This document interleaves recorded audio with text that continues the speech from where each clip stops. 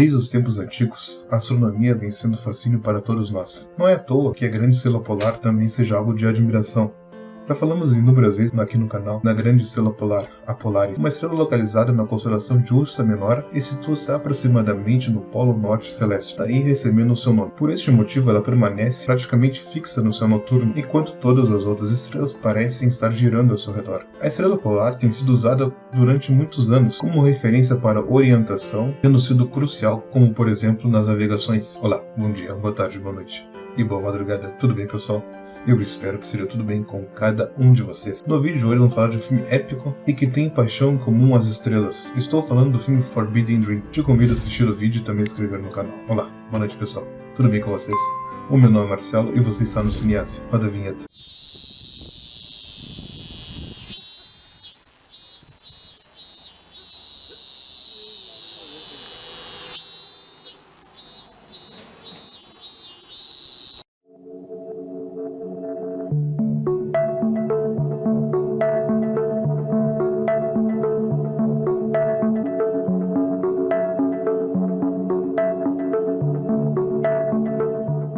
Forbidden Dream é um filme sul-coreano épico do ano de 2019 com direção de Woo Jin-ho. Já falamos de outro filme deste diretor que foi Christmas e algo, que deixarei um card aqui em cima para vocês darem uma conferida. No filme acompanhamos uma das figuras mais importantes da história da Coreia do Sul. Estou falando do rei Sejong, que desenvolveu um relacionamento de quase 20 anos com o engenheiro e inventor chamado Jang Yeon-sil, um cientista verdadeiramente notável baseado em seu interesse em comum em astronomia. O rei é interpretado pelo ator Han Soo-kyu, que fez filmes como Christmas in August, como mencionado anteriormente, e Tell Me Something, que também tem vídeo no canal. O engenheiro é interpretado pelo nosso querido Choi Min-sik, conhecido por papéis como Old Boy e também o filme Eu Vi o Diabo. O filme nos leva ao reino de Joseon, sob o governo de Jezong, o Grande, que tinha um grande apetite por inovação e uma tendência a pensar fora da caixa. Nesse ponto, Joseon, embora seja um estado soberano, havia imensa influência do Império Chinês. O estudo da astronomia era proibido nos coreanos, pois o céu era considerado sagrado. O rei então fez um movimento polêmico, por assim dizer, ao nomear um ex-escravo, Jang Yeon-sil,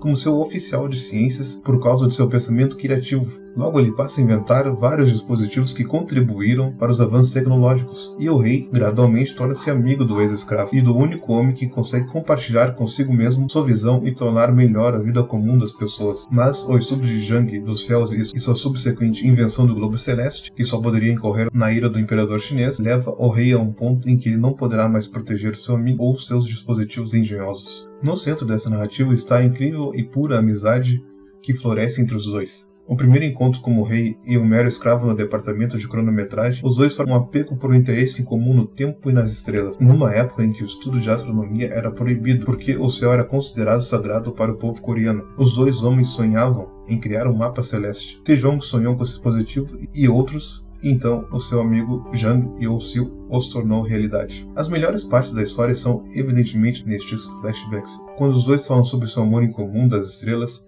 com duas cenas principais que podemos destacar.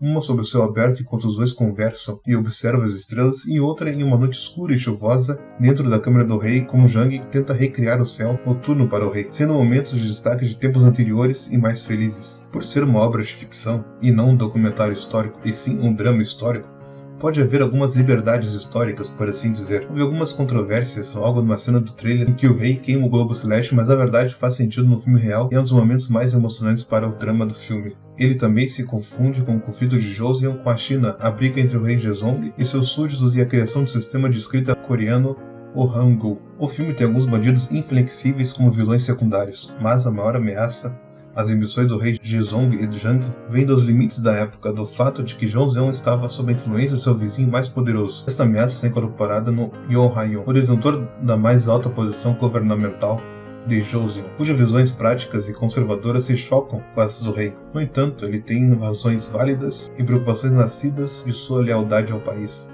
O Yeon-hayon foi um título criado em 1400, durante os tempos do reino da dinastia Joseon e do Império Coreano, e dado ao conselheiro do estado-chefe com uma posição mais alta do governo. Existindo por mais de 500 anos, a função foi transferida em 1895 durante a Reforma Gabo para o recém-formado cargo de primeiro-ministro da Coreia. O filme é algo belíssimo, não apenas por retratar a amizade entre os dois, mas também por todos os conflitos de interesse que tiveram outras pessoas pelo reino nomear um ex-escravo a um grande alto da ciência. Porém, não foi apenas a astronomia que teve espaço naquele tempo. Tivemos avanços também na literatura. Vamos conhecer um pouco dessa história do rei e também de Jang Yeon-sil.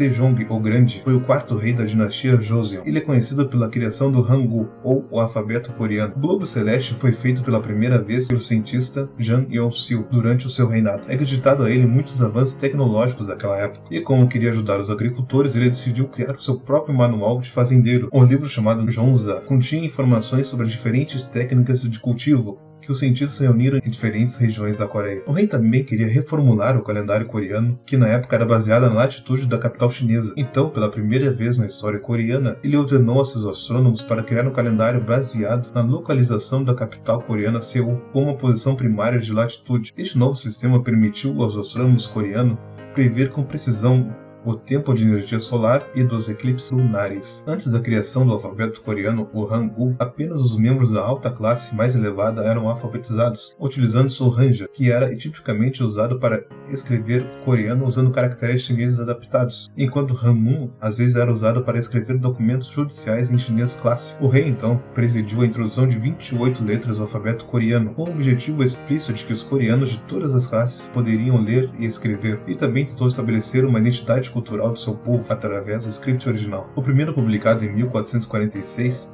qualquer um poderia aprender o Hangul em questões de dias. Pessoas não familiarizadas, no entanto, poderiam levar apenas algumas horas de estudo para poder pronunciar o alfabeto. Ele criou os caracteres Hangul a partir do zero, e cada um com base no diagrama simplificado dos padrões feitos pela boca, língua e dentes ao emitir sons relacionados com o caractere. Durante seu governo, Jang Yeon-sil tornou-se conhecido como inventor de destaque.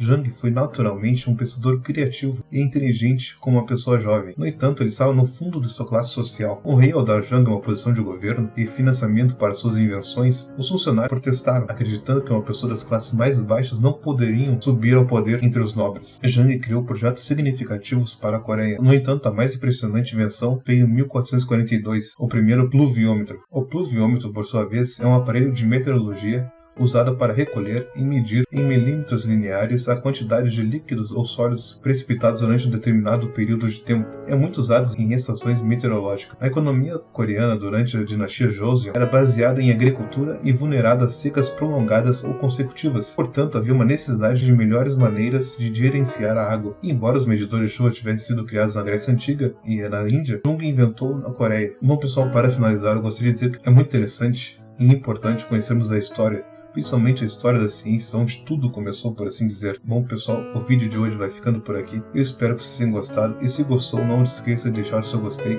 compartilhar o vídeo e também se inscrever no canal. Muito obrigado e até a próxima.